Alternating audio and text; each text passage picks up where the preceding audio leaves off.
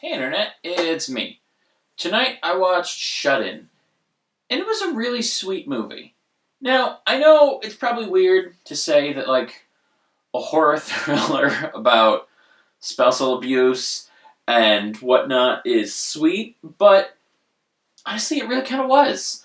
Like, the main character is this woman who you can tell, like, she's down on her luck. You know, she's using the last minute on her prepaid phone, and she's used up all her money, and she has to move out of the house that, from the sounds of it, her mother left her when she died. And just like everything is not going great for her. She's a recovering drug addict. She just got out of rehab recently, it sounds like, and for a long time she didn't have her kids because she was in rehab and on drugs. So like she's at a very low spot trying to get up, and it just seems like everything's conspiring against her. And then someone comes along who's literally conspiring against her, which is her ex-boyfriend, also the father of the children, and he brings with him a I don't know the nice way to say this without getting my video pulled off of YouTube. So he enjoys little people, and I don't mean dwarves. Um, and so like they lock her in this room, and then like, oh, we'll be back for you, and they're like trying to teach her a lesson, but they leave, and then they stay left, and now she's trapped. And then the one guy comes back who's not the baby's parents, but still has a very vested interest in them. And that's a whole horror scenario all on its own. And just a lot of stuff happens in the movie, but like the whole time, the woman wants to get through it and get out because she wants to do good by her kids.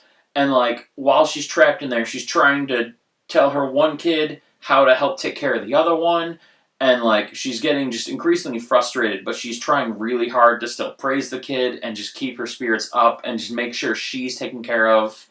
And it's just, it's like I said, it's a really sweet movie. It's just a parent who's going through hell, but is still trying her hardest to just prioritize her kids and just make things okay for them. So, the horror stuff and the suspense stuff and the gore when you see it, like all of that aside, it is just a sweet family movie. It's just wrapped up in some nastiness. Um, but as far as whether or not I liked it, I think I really did. The pacing was actually really good. In the beginning, they're kind of just setting the scene and just showing you who this woman is and what her life is like at the moment. And it's kind of building.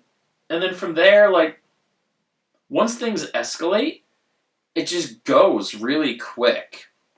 And then once she's trapped in the room, like it's nonstop tension. It's a lot less horror than it is suspense.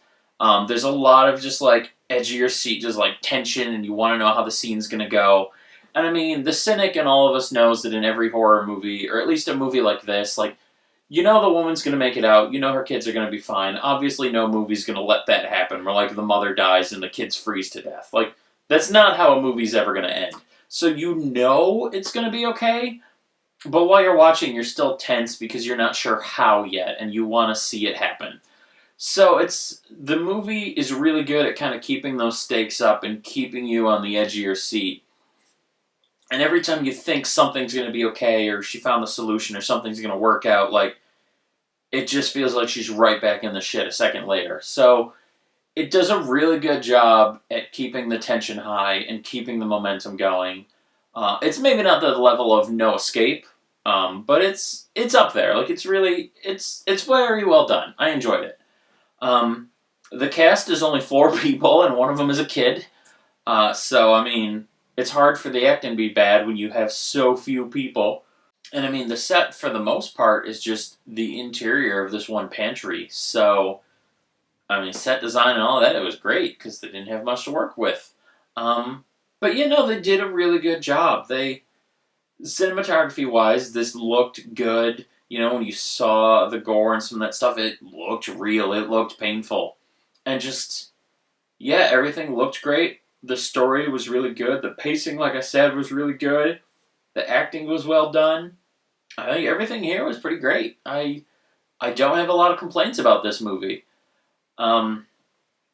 Yeah, I think that's where I'm at. It's a really solid movie. So, if you want to watch something good, it's tense.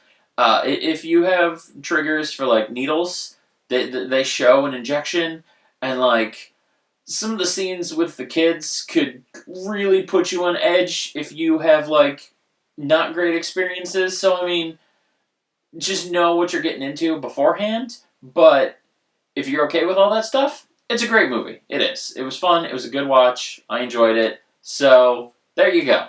If you want to watch a good movie, this is one of those. Okay, bye.